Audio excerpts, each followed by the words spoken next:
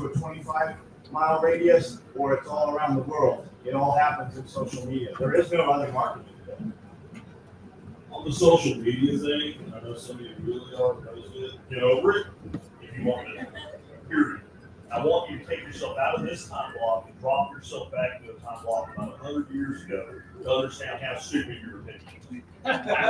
I want you to go back to 1924. You're a CEO of the company. You grew up in a time when somebody ordered some shit from your company. They wrote a letter in the mail. They got a catalog sent to them. They had a question about a product. They wrote a letter back in the fucking mail and asked a question about the product. You sent them an answer, and then they sent in the order, and then you mailed them the product. That's how it actually worked in the 1800s. Like that's a series of robots. That's exactly how it worked. 1920, one of your newfangled young employees gets a thing called telephone put in. The customer has a telephone, calls you up and says, I have a question about this product. I want to buy it, but I'm not sure about this thing. And you say, tell that asshole, shut up, get off that newfangled device, and write me a letter. And he's going straight to your competitor to buy from him. All social media is how people communicate with each other now. And you're that guy refusing to use a telephone in 1924 if you're refusing to use social media today. Do we really need an elevator? Will they really use an elevator? Do we need an elevator? There's stairs right there. Who the hell needs an elevator? Do we really need the elevator to be easier? We have these elevators. I don't know if air travel will take off. So, social media. We are building a facility for free trial. You should be documenting every fucking step of that. I'm working from 5 a.m. when I get to the building until I can't work anymore in the evening and then going home. It takes 10 times longer to do anything. Yeah, you hire a kid. You just got to find a local guy, Facebook ad, find some kid at the college that's doing an intern project or some kid that needs to do a project that's going to document you because that's the heritage, that's that foundation that everything was built on. And you have somebody following you that doesn't even know what you're doing and they're like, holy shit, this guy actually started this business and now it's this multi-million-dollar business. And I remember when he was working in the mom garage. The SEALs used to come to the garage and then the SWAT team wanted stuff because the SEALs had it. And I thought the SWAT guys, I thought the police guys were looking for me. So I never would return this, put business cards on them. So at 1:30 one morning, they opened the garage door up. And I'm like, hey, you got me. And they're like, dude, you're really hard to get a hold of. I'm like, yeah, no shit. And we just want to buy stuff. We did SEAL weapons school, and those guys all had the stuff. And they said, this is where you were. We want to buy it. Now all of a sudden we're doing senior SWAT, right? But it's that journey. People come up and they're like, dude, I came to your mom's house when you were 18 years old and you built a rig for me and I still use that equipment today. My child has deployed the equipment you made those items from. It's the heritage. It builds that loyalty, man. You will have followers from right now. Do what you're doing now with 20 years from now in mind. Yeah, I've often likened starting a business to having a child. And you get one chance to parent an infant and one chance to parent a toddler for that one kid or that one business. And if you don't document this, you're not documenting your kid's first steps. And what he just said is so powerful because the most loyal people I have go, I remember you when you were podcasting in your car. I remember when you had nothing. I remember it, and they came along with you and they have a vested stake in you. And that is a super fan. And when you have a super fan, a true fan, you think about it this way. The 1,000 True Fans model was originally developed for independent musicians. Is a true fan definition is simply a person who will spend 1 day's wages per year on you. If you have 1,000 true fans, you have 3x average income in your country just from that fan base. And if you don't bring them with you on that journey, when you're established, you can't do it. You can't introduce your infant or your toddler when your kid's a teenager. People will never attach to your children and feel like they have a vested stake in your family if they meet your kid when he's 14. That means bad. Don't feel bad if the kid's 14. The analogy's hurting your feelings of it. But you guys know that have kids. There's people in your life, friends, family members, who've known that child since that kid could be held in your hands. And they are as much a part of that kid's life, and they're just as interested in that kid's success as you are, even though they're not related to it. And when you build a business that way, you develop relationships with people you may never even meet. You feel that way about you. If you miss it, you'll never get it back. Let's be real, one of those kids isn't gonna make it. But all that just don't. You have rabbits, right? You got 9 rabbits in that box. But then you have a rabbit that has 3 rabbits, and those 3 rabbits are so much bigger. Pour all your energy into that thing. And then people are like, what about family? Like, my kids were always with me, like all the time. They didn't have a babysitter, and my wife was with me, Amanda was with me. Like, when I came home from prison, we were together almost 24 hours a day unless she was at work. She would drive an hour to come and work with me at night, and then I would drive an hour to be able to sleep there, and then we would bring it back and forth. We commuted an hour. Like, but pour all of your time into that one thing. You can spread thin, or you can do the one thing. Like, we had a line of purses called forbidden handbags. They were $600 a piece. We couldn't make enough of them. And they were literally banging the door down to buy these things. But it got to the point I had already had SOE for 12 years. Which one are we going to do? The one that makes millions of dollars, or this new fun thing that makes 651 at a time with a lot of labor? It's like, I got to stop this. I still got the URLs and everything, but back to SOE, we just poured everything into SOE. And when you have a family that will do that, when my kids grew up, walked like little kids couldn't walk, to messing with equipment, they were always in the shop all the time. My wife was there constantly. And when she making 120 grand a year managing 2 supercuts, and when she quit that 120 grand, man, it amplified us by $250,000 immediately. Just having that force and those 4 man hours a day moving back and forth. I can go ahead and just honestly admit that without my wife Sarah, Oh yeah, I don't operate. Yeah, I get it. I rely on her 100%. And I don't know if it was a strategic move or if it was just by pure happenstance of I don't want to deal with somebody else's schedule, but I work my butt off to make sure that she is working with me and available to us whenever. Because you're right, that didn't really happen. Doesn't matter how prepared I am, So- something. You talk about That's not new. find this thing that you love that you want to do. What if Work I don't around. necessarily love something, but I see I can make a little money out of it? It's temporary, man. You make what's a lot of money. And how far are we going to delay the thing that you want to do? Do we do that for the interim? I can't tell you because I've never done that, right? But I see the baseball families and I see the motocross families. We used to go to the desert and we'd take 5 trucks out and bikes and a whole campment and everything. And like there were dudes there every time you went, you saw the same people, and that's all they did. You're like, where does that money come from? Like, they have helicopters and shit.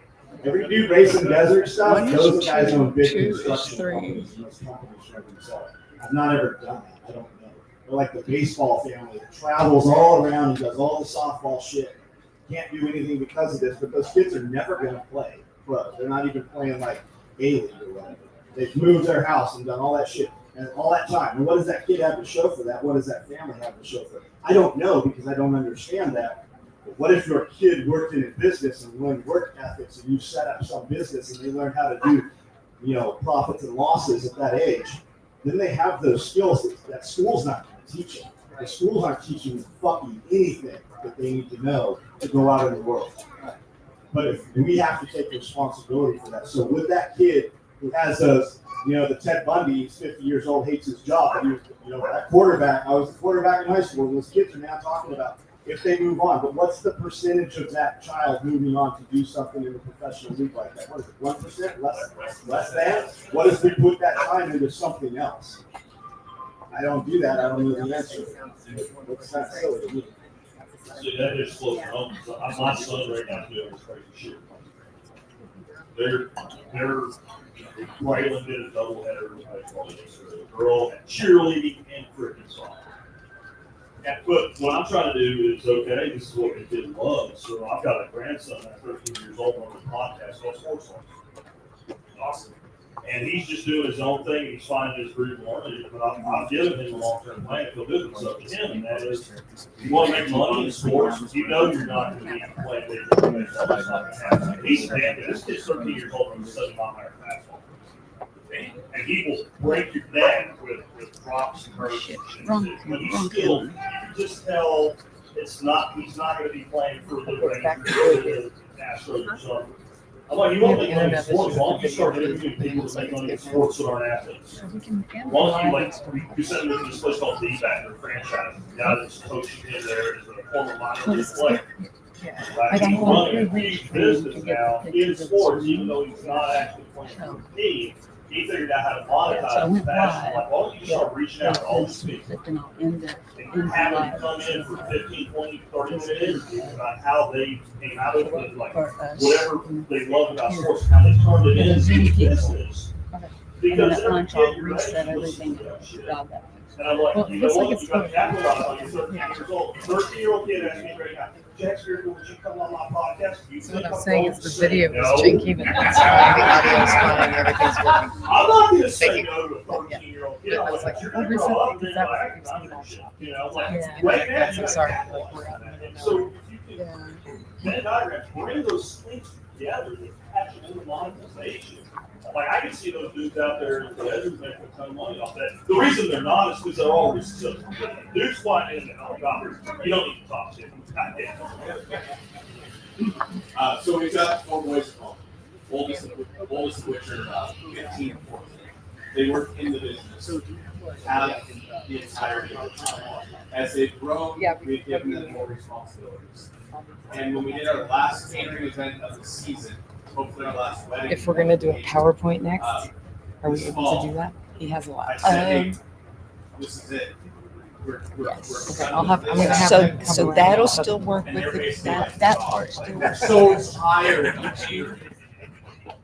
Do you worry, like, having had all your kids in the business for the whole time, do you worry about burning them out on something and not having a legacy, like, thinking long term, because we're always trying to think 20 years in advance, like, do I worry about burning my kids out when they're young so they want nothing to do with it? And then I build this big ass business, and then what do I do with it? Kid says he has really big boots. In all my troubleshooting, I swapped where all the cameras are. He So laughed, now I like, gotta we have work. redhead it There's auto, been some, like one is you one. know, knockdowns. Now it's And he left for a while, and he's back.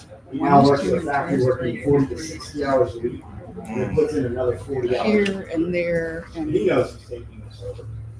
We're just gonna yeah, shut it the down. math in my head You have to is avoid scary fronting, right he now. knows. You just need that time There's away. still stickers And you he can won't tell just me, swap out that say but this he and tells my stop the wife same all all the the time, time. man, I'm looking to leave Well, this yeah. Or magnets. He makes more money. Oh, magnets and electronics. Yeah, I mean, I can only Or speak mess from with what these. I have done. I don't ever Probably know what the wouldn't. right Yeah. answer I'll is. Yeah, leave it at, because I've got some That's what I've magnetic got. tape. And going But then I back, still I'm have sure, to- I should it's have so been, much easier I when should have it's been all way harder. tactile. I know. Yeah, you're right. Like, You disagree? Yeah. Like, because you want to give your I'm kids just- everything I'm just you can thankful. have, and I'm in a hurry for him to have them. The work around. And I want him to have. I wasn't even sure that was it. And he's experienced everything that I've experienced for the most part. But I mean, well, the trick, I don't know. Depends on how you do. I wouldn't care that my kids may not want to take over my business. I wouldn't care that my kids may not want to follow in the exact same industry. If all you're doing with your kids in your business is basically using them for labor, there's value in that to learn the value of work. You can pay it, you can deduct it, you can get money for kids, say some stranger. There's value. But I want to pull them up into the ops level on some degree, like you mentioned earlier, P&L. A 14-year-old that can tell you what a P&L report is going to have somebody else's kid working for him when he's 25 years old. If you go to college, for instance, you go on an engineering track. So you actually, when you get out of school, you really do have a future instead of like a degree in business studies or something like that. I guarantee you, while you're taking engineering courses, you're going to take some courses about shit you have no interest in doesn't that mean at all. Yeah, You're going to that have to means we're get not through getting it. the power But by getting and- through it, you're going to become a better engineer. So you might come out and specialize in aerospace. You didn't give a shit when they were talking about how to build a bridge, but knowing how a bridge gets built makes you a better aerospace engineer. And I wouldn't advise you to go work for Boeing unless you like to make planes hit ground, right? Point, right? So if you involve your kid on the operations of, they understand how you market, how you get business, how you collect from a motherfuckers that didn't pay you what you were supposed to. Right? What you do during a downturn. If you need a bridge loan, how you get a bridge loan, how you make sure you don't take more of that than you should. Then that kid, when they're in their 20s or whatever, and they decide, I don't like cooking. So But I like this other thing. Those skills are translated into any business, any industry. It doesn't matter. They would be able to pick up and do whatever they want. I was able to turn podcasting and making money before most people do a podcast for us because of my background in business. It had nothing to do with audio quality. I had freaking MP3 recorders, static bullshit, and yelling at people in the car next to me. But I knew how to monetize it. I knew how to systemize it. I knew how to, when somebody came to that site, suck them in, never let you go. You're part of this. I'm not letting you go.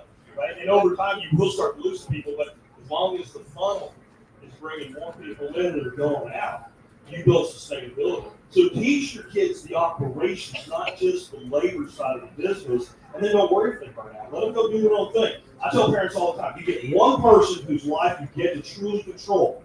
Go look in your mirror, that's who. Your kid, you're a guide, you don't get to make decisions for them, but you should get to make decisions for them. Do you want your dad, if they're still around, calling you up right now, telling you how to live your life?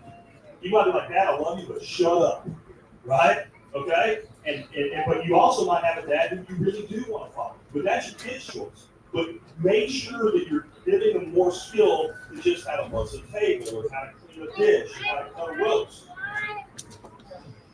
But we're gonna where's teach the them how to do HDMI I'm basics. plugging in? Yes, So it's good. sure. He's got an HDMI. Okay, so I found the thing that I want to do, and I'm starting to make money. But holy We're gonna shit, plug it in the truck. IRS, the And if it doesn't LLC, work, I all this assume I stuff, have to jig my I'm cable. barely making between the weeks on there. As long as I it's don't the know, TV, like, and then I can take basics one of the of, cameras and direct to the P&L, TV. all that Okay. kind of stuff. Perfect. I think you guys should all start a business and not worry about an LLC or anything. I didn't even have a business license for the first 13 years. Yeah, what's a business license? I don't have one. Like, I didn't have an EIN, I didn't have any of that shit. I didn't make money, just kept making money. I knew one day the IRS would come, and I just kept making more money, and enough money to pay the IRS when the IRS came. Like, you just have the wrong set of problems. To make more money is really the answer. I'm going to say it also costs you a lot of money and a lot of misery. So it might be a good idea for you to turn over those responsibilities to somebody who is actually good at it, like a Everything stuff here CPA. is showing up on that computer. I don't think, depends on the size of your business. What's your annual turnover right now? Your total revenue? So we're doing about $200,000. Yeah, you need at least a CPA. And you probably should be getting into some level of corporate protection. Well, I don't know. I don't know your business. Yes, you probably also should have a conversation with them. And just, it might be an additional, like, at this size, you don't really get that much money. It might be $500 for compensation, put your mind in the right direction. And if he's good, he knows that if your business is successful, you can come back. Because if you're gonna start structuring it for things like that, you're gonna need some level of liability protection. You're also going to be able to, like, to get, especially in your industry, you're going to get certain insurances and shit like that, and they're not going to write you a policy unless you have certain things in place. Exactly what I don't know, but it's probably time that we start looking in that direction. If you told me your annual turnover was $20,000, I'd say do exactly what you said. You're not making it. I think a lot of times we get too focused on the structure and all the things that need to be done and just don't get out and just make money, right? Yeah, well, most people don't make money. They want to pretend business. They don't want to do business. They've never actually tested it. A lot of people, like when people ask me, what would you do? Like, I would not tell a lot of people to do what I do. I'm always concerned when I get the phone call from your wife that you committed suicide because you mortgaged the house, took a bunch of inventory, but then didn't execute the sale of the inventory. If I can buy a product at $30 and I can sell that product at $100, how much product should I buy and how much can I move? And at what point do I reduce that price to move the rest of the volume? But a lot of guys take in the inventory based off of the mortgage or whatever they leverage, and they don't ever do anything with the shit. I mean, I got a pallet of gas cans back here. We've never brought around front to sell. They're still sitting. I have 88 of them. It's like that. You know you can sell them today. Yeah, I know. Yeah, I know. Sell them out that. Yeah. That's both bad. Okay, so we're gonna take this another step further. We've already been doing business, and we're doing a decent business. We know we're making money. How do you know when to start expanding and adding additional things? I always do that. You know what I mean? Just bring it back in. We'll bring out some new product or some additional code-branded thing. But we always hit it and quit it, and we're on to the next thing. and like the t-shirts, right? We do a different t-shirt design every Monday. We never rerun the design. There's tons of people in there asking for them, but if we did another run of them, they wouldn't sell. Like maybe a couple years later. I don't know, based off of my stuff, we've jumped into all kinds of different shit. But like, why are we putting this time into this and then trying to sell this thing when we can't make enough of this thing that we already sell? If you see it sitting in there in the building, we just built it. And it's literally there because we didn't put it online to where they could buy it. So it's here it is. So like, we can empty that building out like in minutes every night just through a text blast. Like, we don't need to do anything else beyond that. Guys, like, it's really hard to buy your stuff. Well, it's not important enough for you to buy this stuff because we already sold it to 5,000 people this week. So how do I get that many customers? Social media. It's all social media. And back on the protection, right? On the legal protection and the formation of the business, like patent laws and trademarks also. We have a friend's company had like big trademarks on all kinds of shit that were not enforceable. Like, you need the right lawyer. You need to talk to the right dudes. And like, that's the whole thing, like the watches in the cars. It's not to have the watch in the car. It's so that the other dude with the watch in the car goes, hey, I know a lawyer. He's sitting over at that table. Let me bring him over. He'll sit at the bar for a minute. That's the introduction. The Rolex watch. You'll hear so many dudes like, oh, Rolex keeps poor time. I wouldn't have a Rolex. The Rolex ain't for the fucking telling the time. So the other dude with the Rolex goes, hey, nice watch. Now he's got the lawyer. That's where all of our biggest business deals have not paid because we went out and chased them down. It's because some other big dude goes, hey, that's a nice Toyota truck. I got one of those. What do you do? Oh, I make nylon slings and rifle cases. Like, oh, every dude with a Jeep has one of those. I own a Jeep dealership. Hey, let me buy 120 of these for my friends. And then the other dude's like, hey, I got a friend that's a prince in Saudi Arabia. Let me introduce you to him. Hey, we will buy a shipping container of slings, my friend. It's all just introduction. It's just all introduction. The thing is, he doesn't have a shipping product. Correct. It's geographic, limited. He does have a shipping product. You have a shipping It's product? street rental. Well, yeah, you have that, okay, but like, you're catering business. We're getting away from that shit. Okay, good, all right, well, then just do what you said. Well, I mean, remember when you said, should I take delivery of these XL freeze dryers and start running these, or should I wait for the commercial shipping container one, right? Which did you do? I ordered the smaller ones that north. Cool. And you can totally sell them. Absolutely. Yeah. Speaking of equipment, I have a long track record, 20 years of being self-employed. And I've proven that I can make money, but I need more in resources than I have cash flow available. Do I take on debt? Is debt in business bad? You can take on debt if it makes you money. We gotta wrap up. All right, guys. Hey, real quick, Give me the answer. well, that's my answer. You have to do a forecast of the revenue projected off the debt leverage. If you don't know exactly what you're gonna do with every penny in the debt, don't do it. If you know what you're gonna do with, let's say you're gonna take on $100,000 of debt, if you know exactly what you're gonna do with $50,000 of debt, take 40. Under leverage and under, be conservative in your estimates. And then real quick, I missed this yesterday. I got several people asking questions about the deck from yesterday. Go to my website, survivalpodcast.com. First post, the deck is there. Because never miss an opportunity to sell your shit.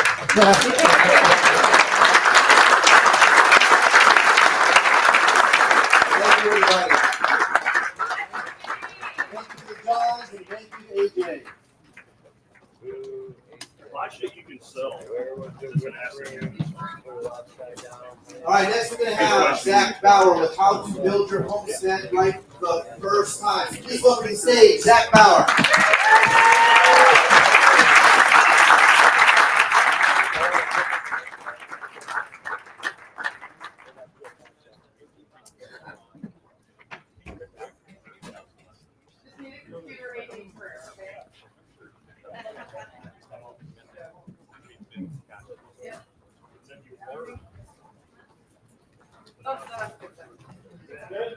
It's not good, but it's a good sign.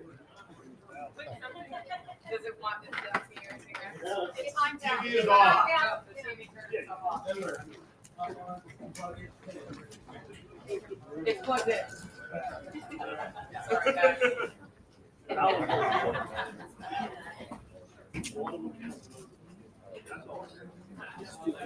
Moment of silence. We know how to fix this. But what happens is.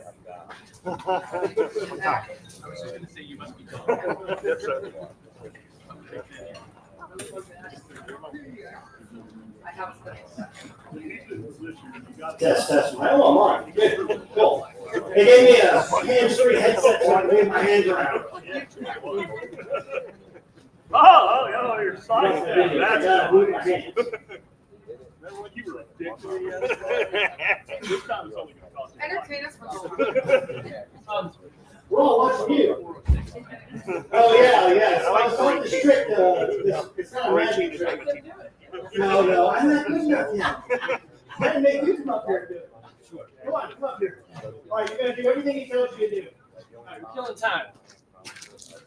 You gotta speak loud. You gotta speak loud. Put your hands out like this. Play along with me. It's fun. We're killing time anyway. Put your hands out like this. Turn your hands down. Put your hands over. Lock them together sweet and tight. But you see my thumbs are down. You gotta make sure his thumbs are down. Then I want you to go boop. Yeah, make the noise. It helps. Are we sure all of that didn't get unplugged last night? Yeah, you got it. Yeah, Is that- do it. Don't tell It's not your working at neighbor. all. Just not. Dude, I can go without this. Go, I just need to have my notes. I've got my notes. All right, my name is Zach Barr. I run an American homestead, and we live off-grid. We've been off-grid since 2012. We have an off-grid homestead. We have chickens. We have sheep. We have no goats. We have guineas. Do you We want have goats? quail. I have two. No, I don't want goats. Goats are no. Goats. Why we don't want goats here? I just want to say, Yes, sir. did you plug in the wrong one? Probably. She said the gray one. That's true. Look like her. The other gray one. So I think we just changed. It's getting something. I think we just cheer for the TV every time this works, right, guys? Well, it's getting something that's just showing. All right. Well, I'm just gonna